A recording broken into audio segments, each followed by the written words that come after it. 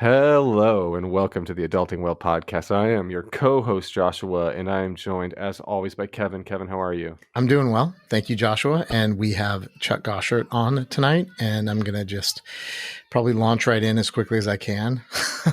When Black Athletes drummer Rob Haight took Chuck to see Black Flag at the Farm in 1984, he knew he'd found a home in the punk scene. In 1986, he started Poultry Magic with Benicia High School pals Paul Curran, who some of you may know, Cliff Helmholtz, and Skot Pelkey. He lived the East Bay punk dream of playing Gilman for the first time in 1987. Through the 80s and 90s, he went on to start or join a number of bands, including early lookout band Monsula, worked security, live sound, and the store at Gilman, and finally finished college after 7 years. Are you sure it wasn't 1887? I'm going to note as well that he was in one of my bands at that time, Siren. He moved to Indiana to get a PhD in literature and philosophy, and since 2001, he's been an English professor at Utah Valley University, teaching courses in critical theory, cultural studies, U.S. literature, LGBTQ literature, and culture. His scholarly writing focuses on connecting experimental art with radical politics in Asian American and LGBTQ literature and culture. And on teaching research writing, which he has written a couple books on, or a second book that's coming out, beginning college students. He occasionally writes about punk history and culture for academic audiences, including 2020 article about Gilman's early years, which Paul Curran called maybe the only academic thing about punk that I've ever been able to get on board with. Damn. It's actually a great quote. Along the way, he continued to play music, somehow ending up in the right places at the right times. In Indiana for the Midwest emo explosion of the late 1990s, then in Salt Lake City for its post-hardcore breakout in the early 2000s. The Forrest Gump of punk rock. Hey, man. You keep running. Academia will take you everywhere. He started American Ma with yours truly in 2017, and we played our first show in late 2019, early 2020, just in time for COVID. So I know that's a lot, but You know what? We've also known each other a long time. I'm super glad we're finally doing this after 3 seasons and you being at our first recordings. So welcome, Chuck. Yeah. Hey, I'm really stoked to be here. So thanks for having me. I've been looking forward to this. And yeah, we got a lot of years to catch up on.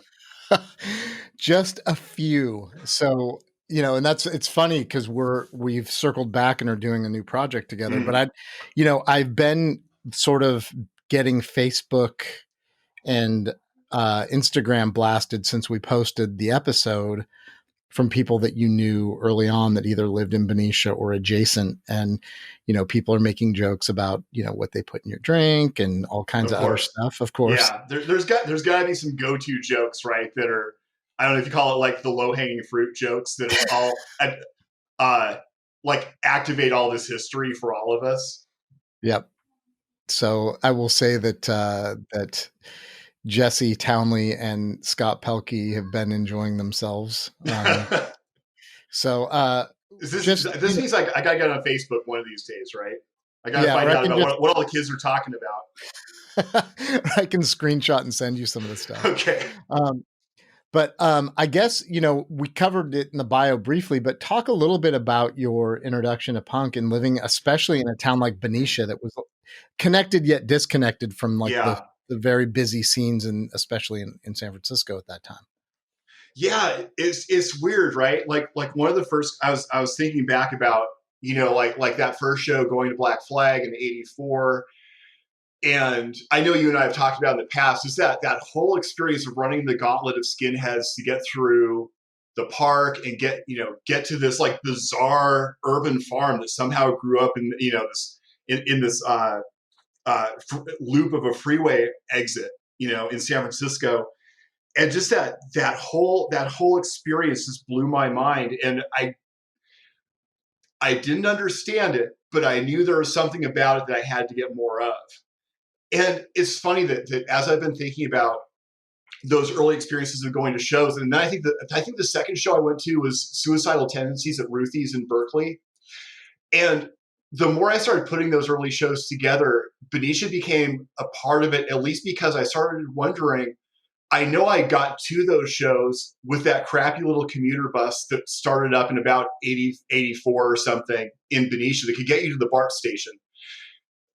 but I have no idea how I got home from any of those shows, right? Because they all got out, they're, 1, 2, 2:30 in the morning. It's just like, yeah, I was, 15, 16 years old, and, how to get back to Benicia That from is there, fascinating to me. because it is so disconnected, right? It's like you can get to Pleasant Hill, but how do you get across the bay to get home? There's a similar connection I was to, real I think, motivated. Sorry, Josh, what's that? yeah. No, there's just such a similar connection to like growing up in like Santa Rosa or something. Because when I was 15, I started hitchhiking to Gilman, and I have so many memories of that. But again, where did I stay? Where did I go? How did I get home? When did I go home? I don't know. Right. One of the first things I always did when I got to shows far away was find my ride home. It was like the sort of like, okay, get in the club without getting beat up by a skinhead. Right. And then once you're in, find your ride home, because you're going to miss all public transportation at that point, right? Okay, so here's the one variable I can't account for then, because had I been more outgoing, or at least if I see myself as being more outgoing, of course that's what a sane person would have done. But I was so painfully shy at the time. I don't really remember like making those personal connections with people until more like the Gilman years. And so, yeah, I think you guys are right. There was probably like some way that people, because, remember also that there's so many like older folks in the scene. What I assume was there were more people looking out for each other, and it probably didn't take me having to be the person who did the outreach to find those connections and find those rides home. Yeah. Well, and so you also have a brother that was in bands as well. Did you go to shows together? Was that Kev? You're good now. Go ahead. Okay. Yeah. Do you want to reset the question, or? Well, can you? Yeah, I was just asking about, you have a brother, Mike, who also was involved in the scene, playing in bands. And did you all go to shows together early on? Who was the first punk in the household?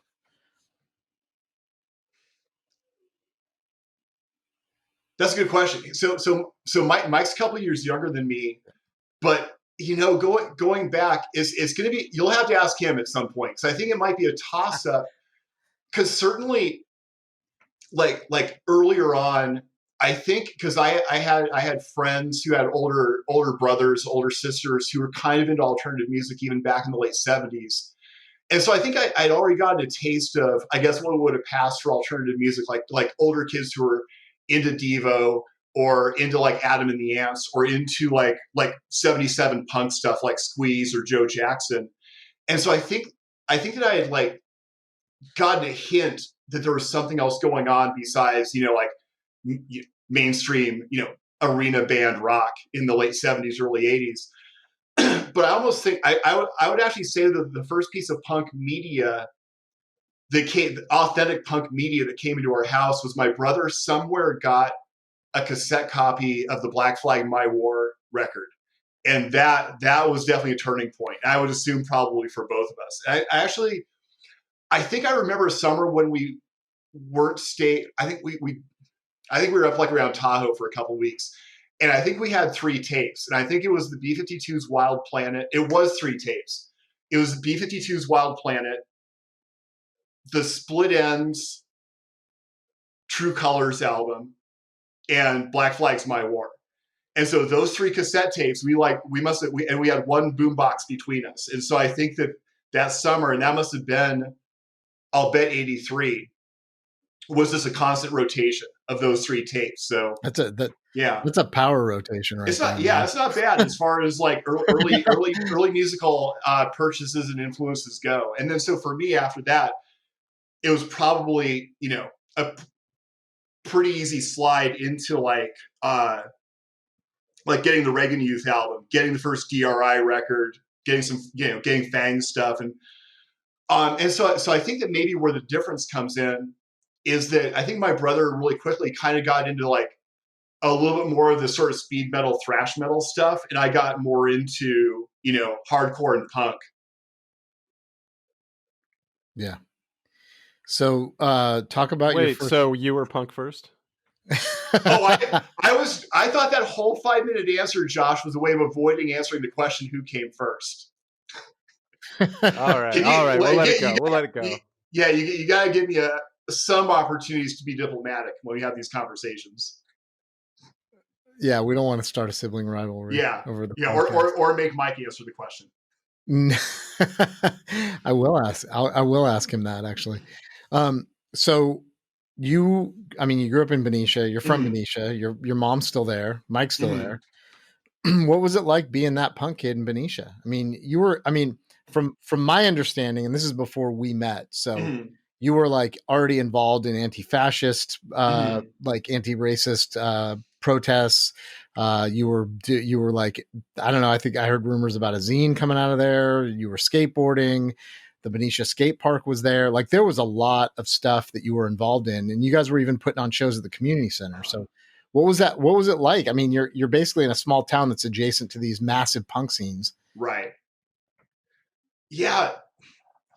And it's weird that when you put it that way, Kevin, it seems like there's like a ton of stuff going on. And it was a town of 12,000, 15,000 people. I think I've heard Paul say, and I'm gonna give Paul credit for this, that maybe there was actually something about us being just isolated enough from Berkeley and Oakland that maybe it forced us to build our own little mini infrastructure outside of those sort of scene centers. But okay, so maybe that's part of it, sort of having that little bit of geographic difference forces you, as much as you can, you're connected with those bigger urban scenes. And I know, even though Paul and I were going to high school together, I didn't really recognize him until I saw him at a show. And then I think we kind of started like meeting each other at school.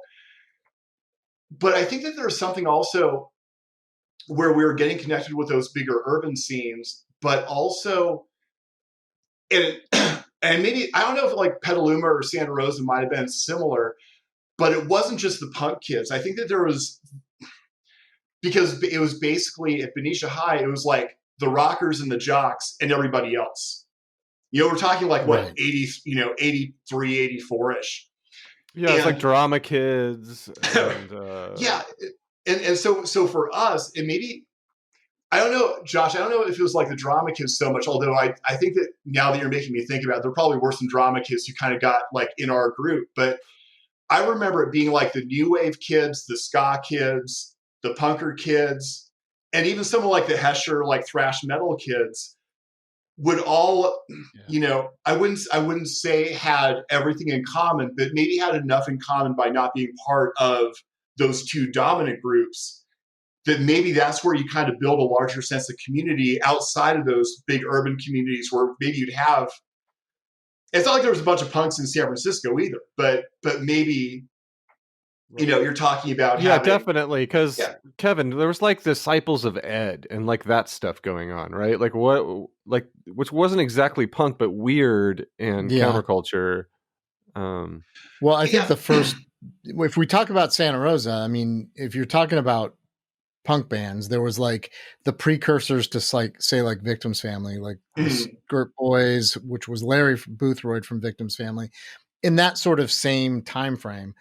So, because those guys graduated from Santa Rosa High School a few years ahead of me, and Victim's Family were already playing shows with like the Dead Kennedys and like, I don't know, like what, 85, like way early, like for that whole like next kind of wave of punk in the Bay Area. But we had more people. Santa Rosa is a town of, it was, when I was young, it was about 100,000 people. So we had more to draw from, and there was definitely crossover there between like the crossover kind of metal stuff. There was bands that were playing really hard music, like Capitalist Casualties, who went on to be kind of a legendary band in the in that scene. Schizo was around, and that was a whole nother thing. But then there was like the bands that you mentioned, like Disciples of Ed, and this whole sort of funk influence. And then you had Victim's Family, who kind of stood alone as their own, probably three of the best musicians all the way through the tenure of that band. Every single drummer, and Ralph and Larry that I've ever seen play on a stage. I mean, those guys are just bananas. They're like unbelievably Right. good musicians. And then we had, bands like Nuisance and Ground Round and, that ended up on Lookout Records. So we definitely had, and Santa Rosa was some weird draw for Humboldt County for some reason. And I probably because of Sonoma State, which is really how you and I met, became friends. I shouldn't say we met there because we probably met years before you got to Sonoma State, just going to Gilman Street and bumped into each other. But, that draw of Sonoma State really solidified sort of its own scene in Sonoma County. And I think the difference between that and like a Benicia is there wasn't like a college to go to in Benicia, right?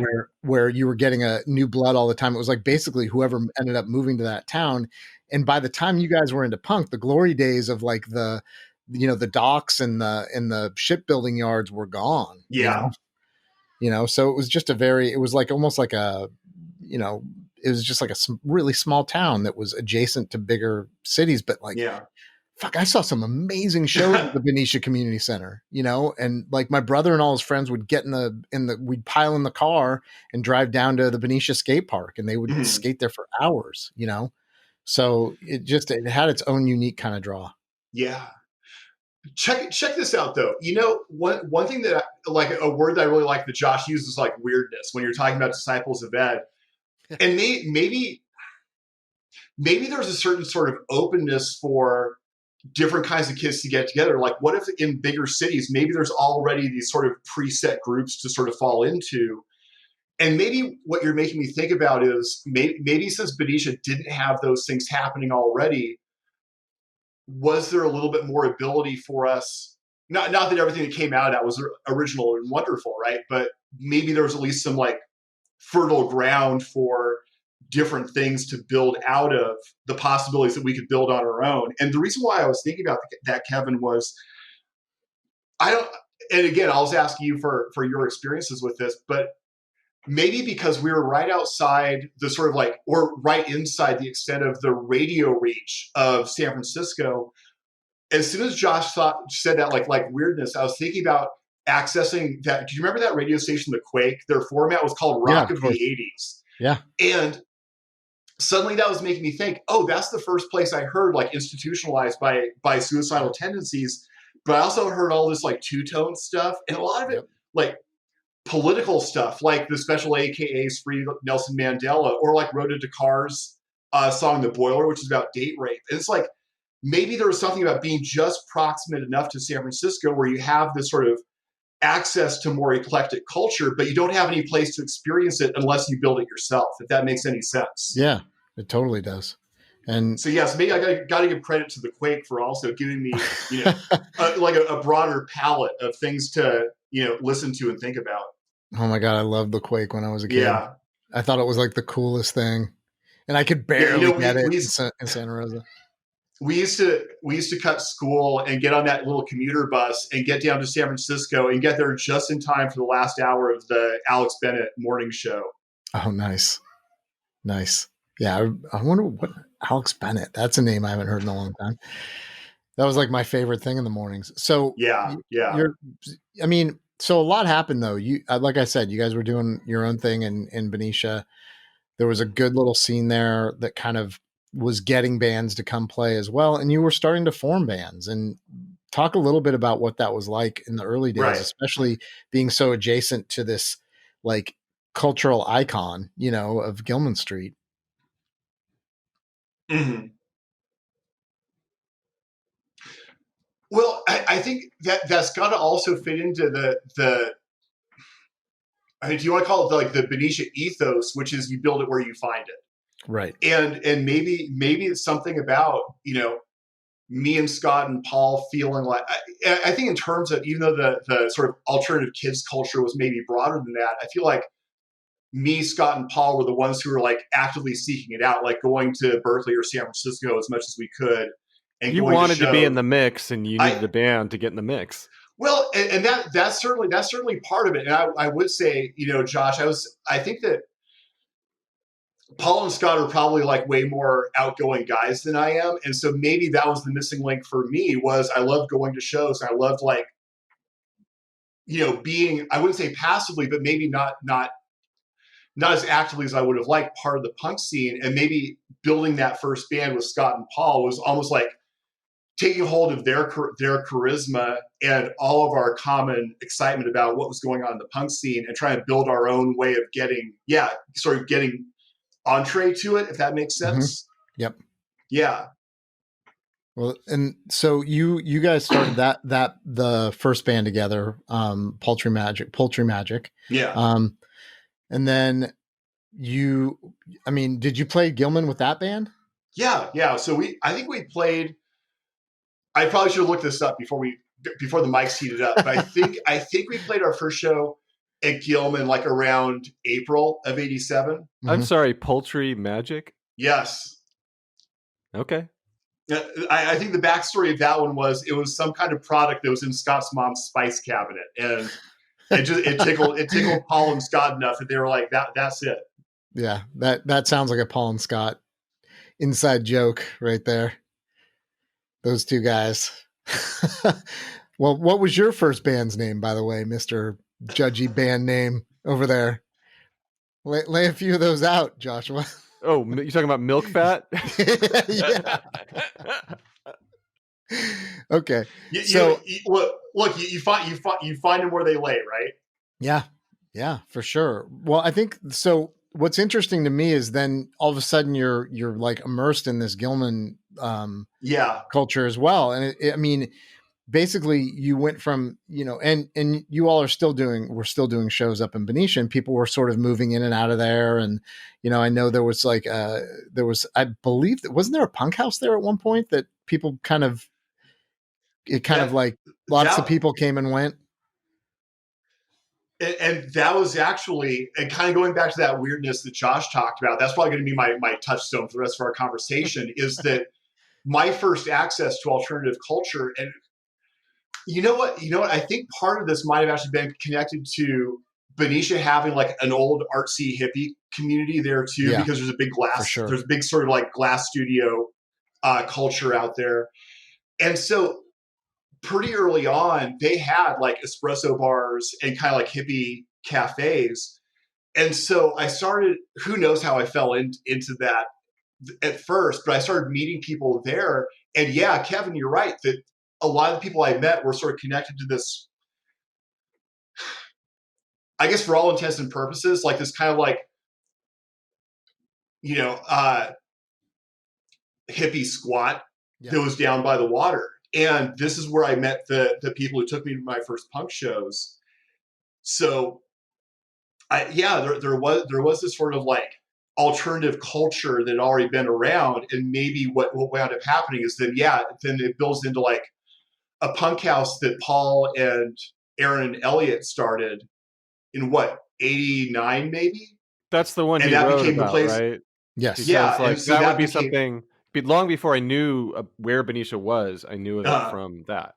Yeah. I mean, and so Aaron wrote extensively about it. Yeah, and then after that, it was like this 3-room kind of shack out by the old foundry, right? And gradually, you're right, it became this sort of like cultural center of the little Benicia scene. So there was a bunch of bands that practiced there, and people just sort of like kept coming through that just little space.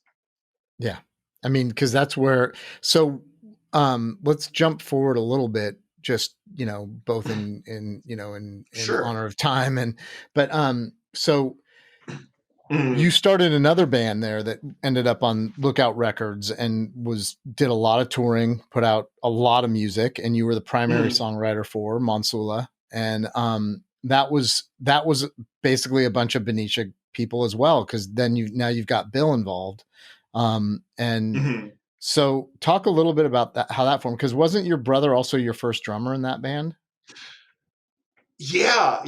That was a weird situation where I think it came out of a bunch of people jamming actually in Skot Pelkey's old house. I would actually say, going back to the beginnings of Monsula, there was probably at least 2 drummers, like at least my brother and Scott, at least 2 bass players, Mike Talbot and Paul Curran. And I think me and a couple other people noodling around on guitar, which included, I think Skot Pelkey would play guitar occasionally. And it was one of those things which maybe we started like locking in a certain way, but it gradually formed into that band. Or I don't know, is organic the right word? But something happened where maybe some people dropped out. Oh, for instance, so Paul Curran started playing bass for Crim Shrine, and so I'll bet you that helped him slide away. And yeah, right. So it kind of sort of settled into that first formation, which was my brother, a guy named Todd Sweatfield from Vallejo, who played bass, and then me on guitar and Paul singing. Right. And then it developed. Yeah, and even with that lineup, I think we played our first show at Gilman with that lineup. Nice. And where did the name Monsula come from? Just out of curiosity. I think that's another one of those sort of like legends is probably better than reality stories, but I think that the story tracks back to a guy that Paul used to jam with, who also kind of was there at the beginning of the band, who I want to say it was a bad translation of something Japanese that he heard at one point, and that's about all I know. Right. Well, it does roll off the tongue, though, right? So whatever the origin story is, it's it does. It does. It's got a good sort of tonality to it. Yeah, and so your first record on Lookout, your first 7-inch, yeah, was, I mean, it's classic, number one. It's I think like song over song, it's amazing. And then, so it feels like you guys started to develop your own sound at that point, whatever the precursors were to that, but it was like the foundation for what was going to come later. So how did you start making, cause you're writing music at that point, that you're the guy. I mean, it's basically you've kind of started to take over songwriting duties for that band. I mean and I know most of the full length records was your material. And so kind of how did you start forming that sound and sort of getting to where you were happy with the way the band was going? Because, we played music together and I know that like you're more self-critical than probably anyone I've ever played with. So, I mean, how did you kind of develop that to get into the studio with it? And I say that in the nicest way. God, it's not No, I'm taking it in the nicest way, because it sounds like at least to hear you tell it, the finished products came out okay. Because I would actually say that yes, no. Monsula. Oh wait, what? Monsula was like huge to us, to my friends. Like we fucking loved Monsula. It wasn't like okay.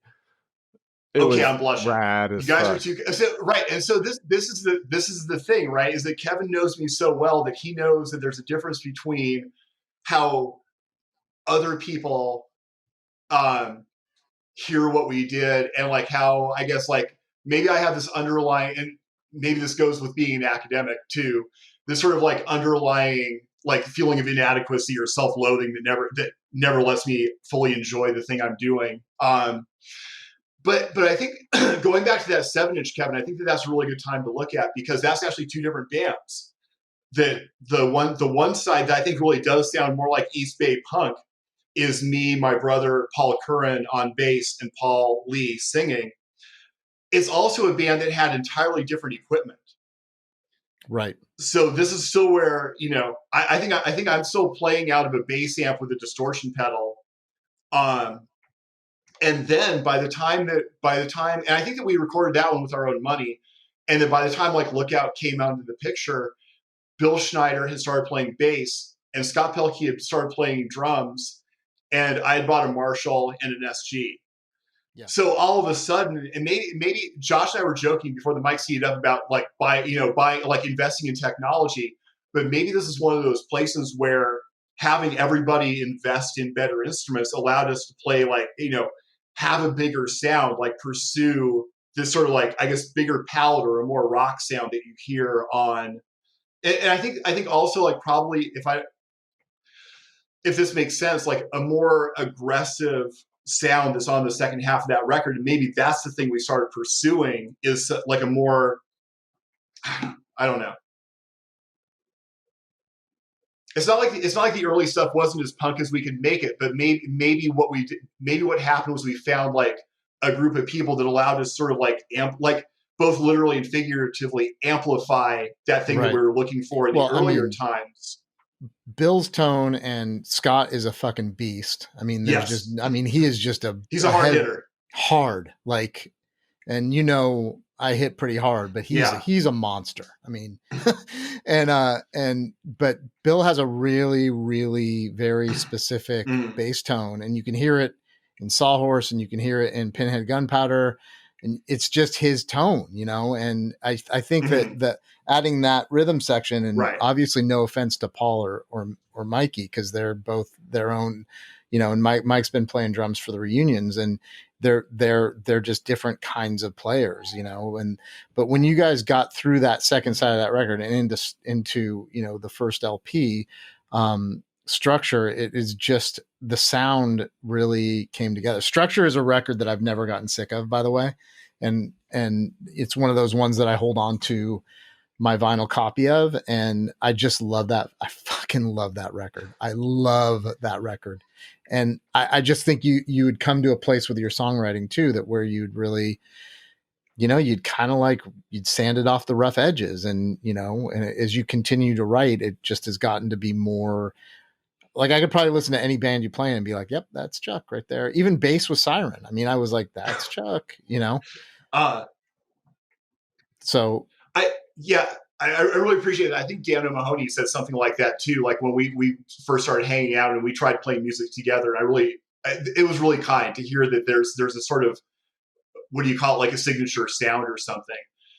But like as you're sort of pointing that out about the relationship between me and Bill and Scott, I think there was also this, what's going on in the punk scene more generally is that I think, especially with that sort of like Revolution Summer and post-Revolution Summer DC hardcore, those guys had figured out how to make amazing sounding punk records. Yeah. And so I think about like the later Government Issue stuff that Jay Robbins played on is like amazingly fully produced. It sounds big, right? And I think that there's something that started happening, especially with those DC hardcore records in the mid to late 80s, that maybe gave us like a target to shoot for. Is like, we could make records that sound that good too.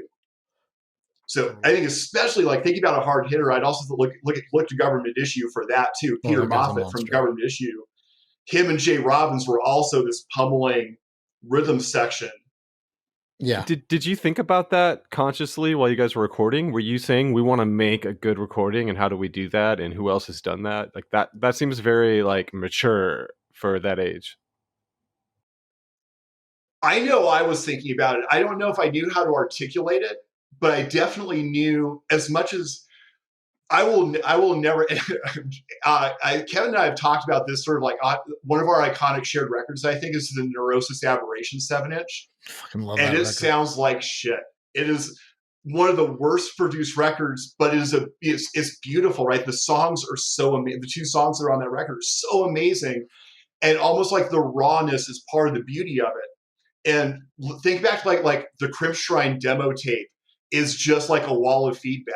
But Crimpshrine's probably my favorite of the Gilman era bands. And so it's not like I didn't love that sort of like the rawness of the sort of like East Bay punk sound. But I think that maybe Joshua, if I could, maybe what we tried to find was a way to have that sort of like that rawness, that almost lack of self-consciousness that the East Bay punk sound had, but also have that very self-conscious, you want it to sound big and full and, really impactful. And so maybe that was the thing, is like, even if we couldn't articulate it at the time, and maybe, Kevin, this is the thing, that the Structure album might be what gets closest to that, is finding a balance between those two. Right. Well, I think that's part of the reason I like that record too, because it also is a snapshot into a time of my life as well. So you have certain records that you listen to, and that you're just like, no matter how far away that time is from now, it just is like, it kind of snaps you back in a way and I'm not like a super nostalgic guy. I like talking about this stuff because I want to preserve the history. And I think it's important to do so. I am, I'm sincere. And I'm also like, I can be like a little bit, cheesy because I just I get emotional about things, but it's not necessarily that I'm longing for the day. It's more like, I just love, there's certain records that I just love, and you can't really mention that record and what a certain studio and producer did for the sound at that time. And we're, Dancing Dog Studios really, when they started upgrading equipment and doing more, having a better setup for recording, it really changed how a lot of those Lookout records sound. And he was, Kevin was the guy. I mean, Kevin Army recorded, probably what at that point, maybe like 99% of the records on Lookout. Yeah, definitely. And he just was at a point in his career where he was growing in his understanding of how to capture punk bands, and especially ones that needed to have that live feel to them. And so I think we can't really mention that record without mentioning him in his studio, because all of us recorded there at different times. I remember the first time meeting him, I was so nervous. We were recording for a Lookout comp, and this is when I was in Engage, and I was just like, this guy is like he's like a musical god to me. I mean, he's recorded pretty much all of my favorite records for the last 5 years. So, I think just throwing that out there too, you guys had a partner to work with, and he was easy to work with, but he was a kind of a merciless, like, sound guy. He just wanted everything to be correct, the way that it was supposed to sound. It's true, right? And you have to have somebody, especially when you're kids. I mean, what Structure was like? We must have recorded that in '90, so I would have been 21. That you got to have somebody who's there to teach you. And I don't want to take this in a direction you guys don't want to hear yet, but there's got to be something to be said about. I guess it doesn't happen. And so even like Songwriter with Monsula, I will say also, Kevin, that when I get nostalgic about playing, like I often think back to working with Bill, is I think we practiced so much together that I think that we got to a point where we could almost like look at each other and write a song. Like right. I might come with something, but I think that one of the mythologies about punk rock is this DIY notion, and not that it doesn't work to a certain extent, but I think some people take it literally, and I don't think it's true. I think that these moments, whether it's Gilman or a good record, emerge from doing it together, right? So the Lookout records don't happen without somebody like Kevin there to teach a bunch of young bands, like, what do you do in the studio, and what do you do in the studio to make a record when you only have $1,200 to spend on it? Yep. It really all of these things that we're talking about can't happen without these intense collaborations.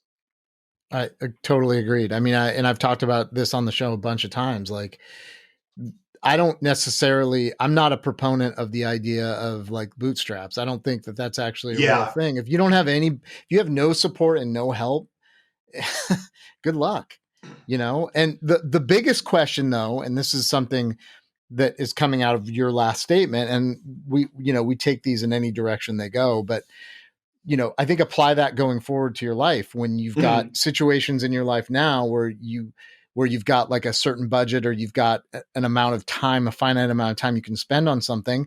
Let's take, for example, dealing with the city of Salt Lake when you're trying to do a new structure on your property. It's like, you figure out ways to do it. And I think punk rock is the training ground for that. For a lot of us, is like, we figure out how to fucking work the system and get what we need. In ways that are not conniving, but like genuine, but also like incredibly resourceful, and that's the thing that when I think about all the things I learned from punk, the biggest one is resourcefulness. Like, I could get together a group of friends in an hour and we could be at a protest or a show. You know what I mean? Let's do it. We'll have banners made. We're ready to go, And if we don't have shirts to bring to play the show, we're going to bring our screen and we're going to print them right there on the spot, And it's like, right. I'm sorry, after you, please. I'm sorry, finish your thought. No, that was it. Okay. Sorry. Yeah, I was just like, every time you say something, it's like, I get all these images. I want to yes and everything you're saying. Or like Crimshrine did when they were starting off, make a stencil and buy 2 cans of spray paint and just stencil the shirts that people are already wearing, right? That you're so right that I don't want to say that there's something that's absolutely unique about the Bay Area punk scene, but there's certainly something that's unique in the sense that, I mean, even like go back to the early zines like Search and Destroy that started in 77 or 78, I think. You can always see this intellectualism or this ability to be like self-reflective about what's happening creatively. It's not just what are the bands doing, but what are people thinking? Like, what does the culture look like, and how does the culture inform the thing that's happening on stage? That's our inheritance, I think, Kevin, is that we didn't. I hope this is like, I'll say we, but I probably just mean me and whoever else wants to identify with this. It's like I think I figured out really quickly that the shows were amazing. Like, and seeing these bands like just totally like go out of control and play this amazing music was one thing for sure. But it was also about what was going on in this broader sense. And I started like getting hip to, like the farm is providing free food or like low cost, like you can get like, baked beans and bread for 50 cents or something. And there are these info tables where you can learn about politics. And so, like one of the things you mentioned was I do a lot of work with LGBTQ literature and culture. And the first time I saw an ACT UP lit table was going to a Victim Stanley No Means No show at the Commotion in 88.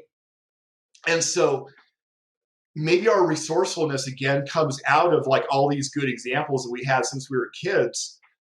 Maybe it came out of the way that even like the Bay Area punk scene had already sort of connected with, older hippies, like the farm definitely came out of the hippie culture. Gay activism, like I think about Tom Jennings starting Homocore out of Gilman Street. And so we had these older people to show us, examples of what community organizing looked like. And they found a way to make the punk scene connect to it and amplify it in these really amazing ways.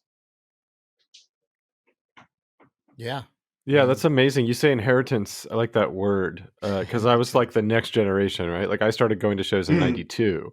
And at my first band, Milk Fat, as Kevin pointed out, we made t-shirts by bringing spray paint to shows and a stencil, right? And how do we know how to do that? Because there's like this oral cloud that hangs over punk that like carries these things forward. So it's DIY in that we made our own t-shirts, but that was knowledge transfer happened at some point. Yeah. So we're like cruising through this thing. I mean, I'd like to talk a little bit about academia. And, I mentioned Siren earlier because you played in Siren. I that band was incredibly impactful in my life for a variety of reasons. But, primarily it built friendships that are lifelong for me. And, like we were already friends before that. I asked you to join that band because I was like, basically I didn't want to play with people I didn't like at that point. I was like kind of done with the whole idea of like finding players because they were good, and also you're good. So that was I thought it was like nobody seeks me out because of talent, but rather that was passion. I think that was amazing. That was the bonus. So, but and I actually just got a flyer from the show that you were on when we played with Avail, I think down at Jerry's Pizza in Bakersfield. Because didn't you take one of the trips down south with us? Awesome.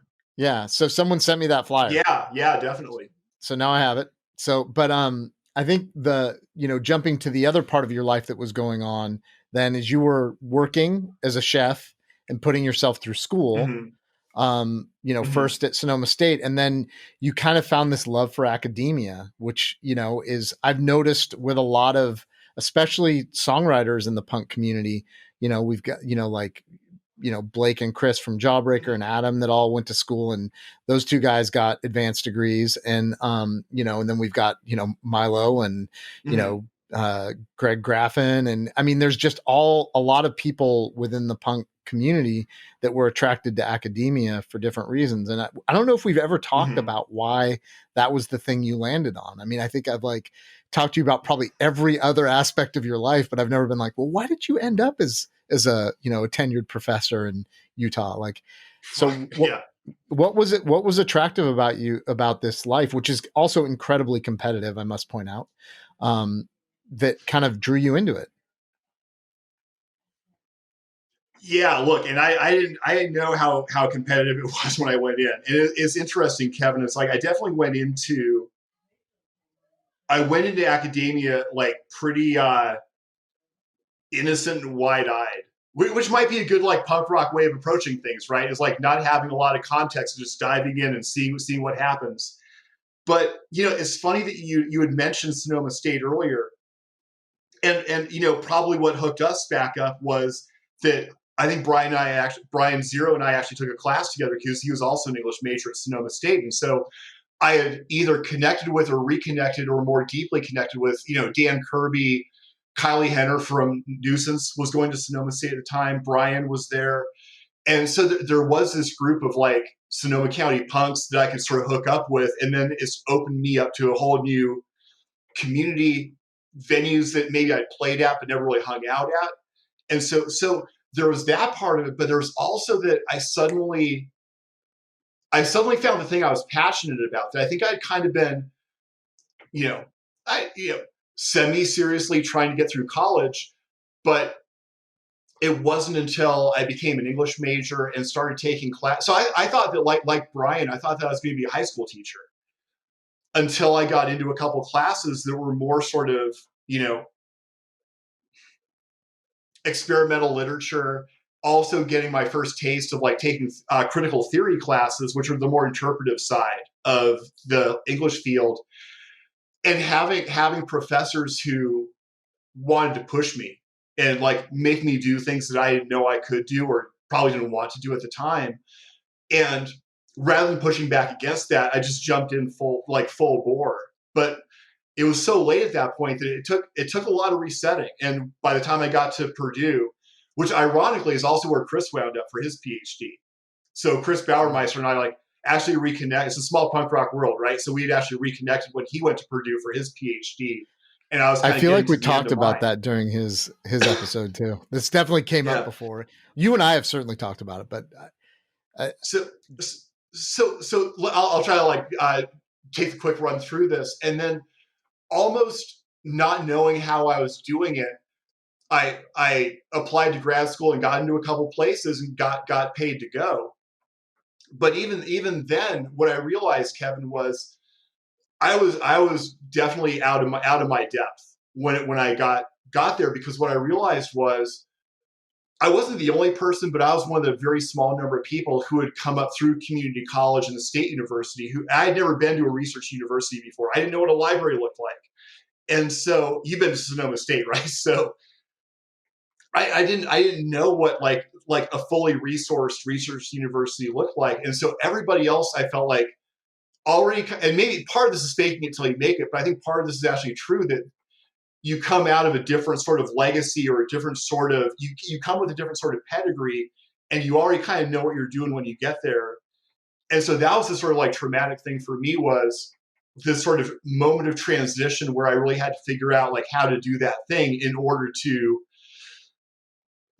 even become competitive to get to that, the brass ring of getting a tenure track job at the end of it. So that's like the 1 minute version. And I guess I just got lucky enough to, once I got to the PhD program, I had some bad experiences for sure, but I finally I found the people who could, again, like Kevin Army when we were, younger, found the people who could mentor me and show me the things that I was missing and teach me how to be the person that, at least they thought I could be. And hopefully I've done some work to becoming. Well, you certainly have, obviously, because you've got that tenured position now. And I don't feel like we can go through that history because there's more stops along that way. I mean, you were in Baltimore for a while. Mhm. I mean, there's all kinds of places that you ended up. You came back to California at one point, I believe. Oh my gosh, And we have to do a part 2. I mean, I know. we have to. Like this But has we gone by can't faster also, than any I know, podcast. it's crazy. We also can't really talk about all this moving and all the stuff that happened without mentioning Cindy as well, because she's been by your side and you two Sure. have supported each other through this the whole way. And, people have a hard enough time staying married, just with being in the same house for 30 years together. And you two have or the last 8 months. Yeah. But you two have like traveled the country doing, and in doing your own kind of individual, academic, work and getting to where you needed to be, but also supported each other and all that. And that's, for me, that's I want to give both of you a lot of kudos for that. Cause I know I'm not an easy person to live with. I know for me, when I'm under stresses, I'm not always like Superman and great dad and, but you two have going through these kinds of programs at literally the same times and you've stuck it out and stayed together and have such an amazing respect and such a, like when I've been at your house at Salt Lake City, it's so nice to see the way that you two operate together and really understand each other. And it's for me, it's, quite honestly, it's like I envision that kind of, co-working, cohabitating love space for myself, and the support as well. And I will say it's an inspiration in many ways too. And it's, you two have kind of like, you've toured the world together in many ways. And I know touring too ain't no fun for being with other people. So, I just wanted to throw a little shout out to her because I know she can be a very grounding person in your life. And, you and I have very similar personalities in that we get super excited about stuff and we also get very down about things. So having that grounding person in our lives can be incredibly important. So shout out to Cindy, who, I love. Yeah. So. I let me second that shout out because you're right that I think that, for you and me, maybe one of the good things that punk rock culture teaches us is how to like have like a shitload of drive and not really be worried about the sort of like the payoff, whether money or fame or whatever else. That's certainly not going to come from most punkers. But I also think that like our punk rock lives, like we can't do it ourselves, or at least I know I can't do it myself. And so without having somebody. Yeah, and so Cindy and I had actually met each other. Talk about a smart person. She's younger than me, and she was working on her second master's degree when I was still struggling to finish college, right? But somehow, things clicked, and she got a PhD in comparative literature. She got a tenure-track job as well, and so maybe part of that, Kevin, is you're right. I saw so many relationships blow up when we were in grad school because. A lot of times like partners couldn't like grok what that person who's in grad school is doing because it's so weird, right? It's like, why are you spending all day at the library? Why don't you come home? And it's like this, this constant need to keep working and keep producing without a lot of like concrete results to it. And so having somebody who had been there, who was going through it at the same time and could understand it, that's a good person to come home to instead of the person who can't really, and maybe in a lot of ways doesn't want to grapple with what you're up to. So I think you're right, but also finding a partner who has a sunnier disposition is also really helpful, right? I wasn't going to say that, but it's true though. Finding somebody who can balance out the sort of like the constant rage or the constant like need to, get it out is really helpful as well. It's a lifesaver. Yep. So let's talk a little bit about what you're up to now. I mean, you've already got one book out on and like entry sort of beginning level research that is a course study, and it's one of the few in your field, which is pretty amazing. And then you're working on a second book now. Mm-hmm. So, I mean, you took this, like what you just mentioned, this punk rock kind of drive and these ethos, and just like, you're basically like doing in your field of academia, like this is kind of the dream. You've got the tenured position and you've got published books that are being used for courses. So, talk a little bit about the new book maybe, and then we can talk about the band a little bit and then probably wrap for tonight. And we may have to do a part 2. Okay. Well, I'll be sitting on go when you're ready for that. Yeah. Yeah, but okay. You're totally right about the book project. I think it's diabolical in a lot of ways, Kevin, because it looks like it's just a textbook that teaches freshmen, first, second year students how to write for college. But I think that the diabolical part of it is probably actually so based in giving students access to the thing that I didn't get when I started college because the resources weren't there.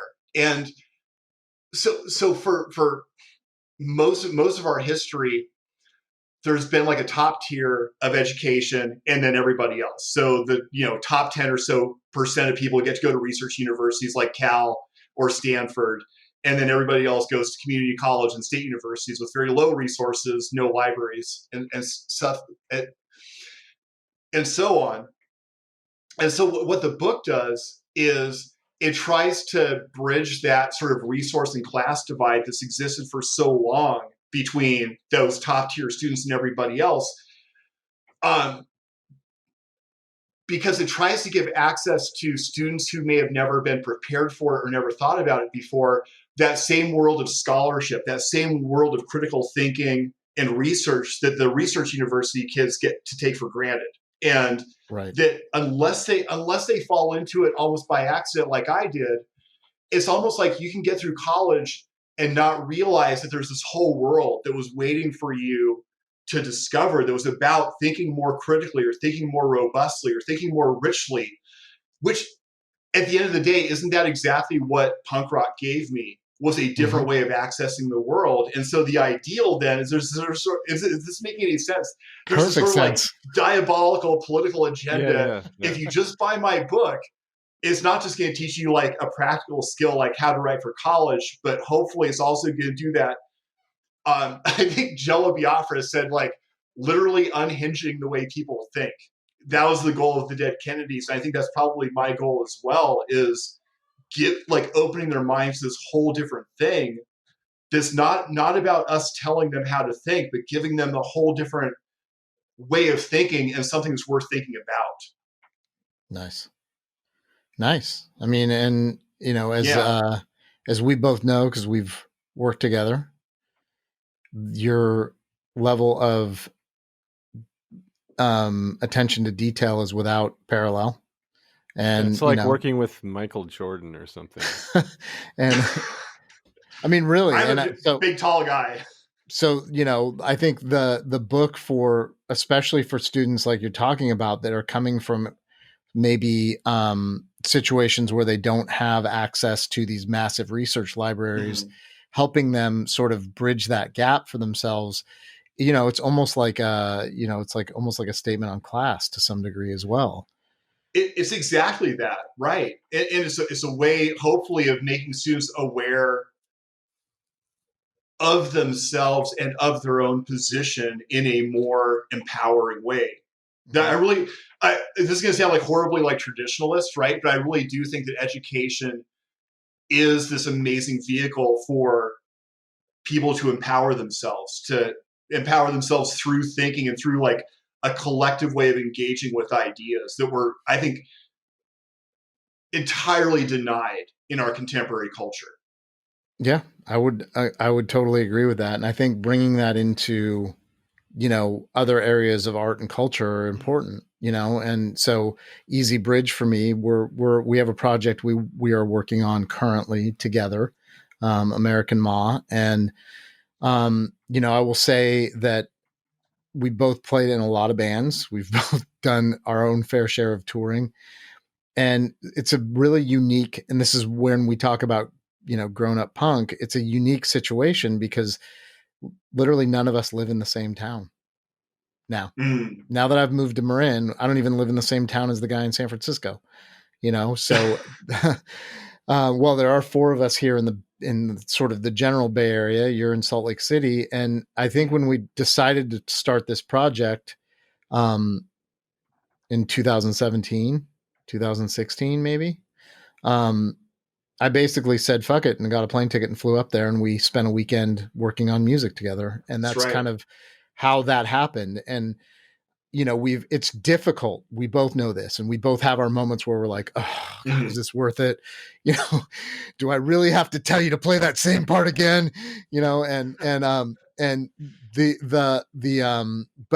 there's been a desire here, and it, the thing is, I don't think that we've unkindled the fire. So, hopefully as things clear up with COVID, we got that little taste. We got to play a few shows, and it was really cool to see you guys play, by the way, at Gilman. And I just want to piggyback on that work ethic thing, because I got the pleasure of playing with you guys for, I don't know, about a year.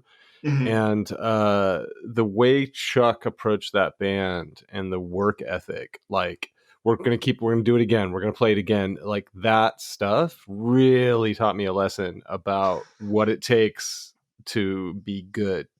You know what I mean? Like, it was just really inspirational, I think, in a way, to see like that kind of work ethic applied to a hobby, really. Yeah.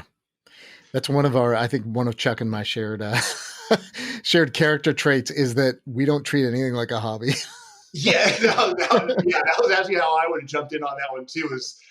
I know it's like the oldest cliche in the world, but punk rock's got to be a way of life, right? It's got to be. I mean, for me, one thing I think with the doing it again. So I'll apologize to both of you guys for having to endure being in a band with me, but I mean, part of that, like doing it again is also, because we're distanced, Kevin. I think that you also don't have that luxury where Bill Schneider and I think we became such good co-writers, co-creators, is because we were practicing 3 or 4 times a week.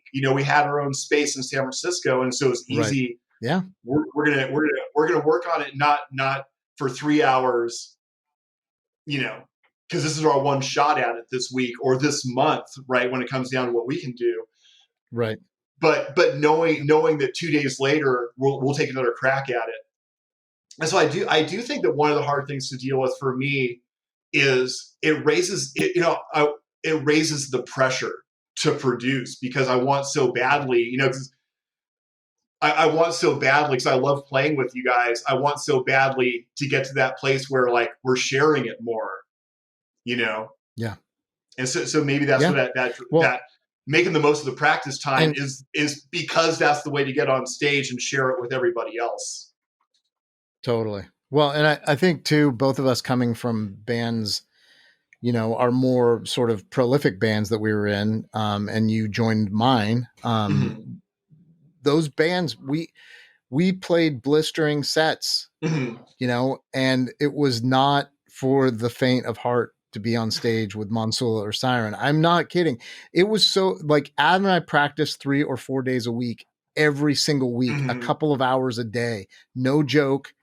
And we weren't in there chatting. We were working our asses off. And that's what we do when you come to town for American Mon. That's the only way I want to play music. I'm not in it to half-ass anything in my life. That's just not my way, And, I've struggled with some of the stuff in this band because the music is challenging as hell. But I also I'm so fucking excited to play together again. Like, I cannot wait for this shit to just please stop, right. But it's a pleasure, to have you as a friend too. And I think that's one of the biggest things out of punk rock that I've gotten is lifelong friendships, and no matter where you and I have been out of touch for like probably close to a decade at a time, at one point. But every time we saw each other, it's like we picked right up where we left off. And, I can't even express to people how amazing that is to have that kind of friendship, So, it's been a pleasure having you on. We've been waiting for this. I'd love to do a part 2. I know we got to the end of but there's a lot of stuff in the middle that we left off touring. You got a lot of stories, I know there's been broken guitars in studios. There's all kinds of cool Right. shit that we can talk about. So, we really appreciate you taking the time, and I cannot believe it took this long to get you on. Dude, So, let's see what the audience thinks, right? This has been great. I really appreciate you guys like giving me this amount of time, and let's do it again. I know we'll do it again in person when we see each other, but let's do it again, this way too when we get a chance. Okay. For sure. For So, sure. as our listeners know, we give our Patreon money to Hospitality House SF until the end of this year and probably beyond, if I'm being honest, because we love them and they help individuals that are struggling with mental health issues and sobriety issues get on their feet through art and music, which we also love.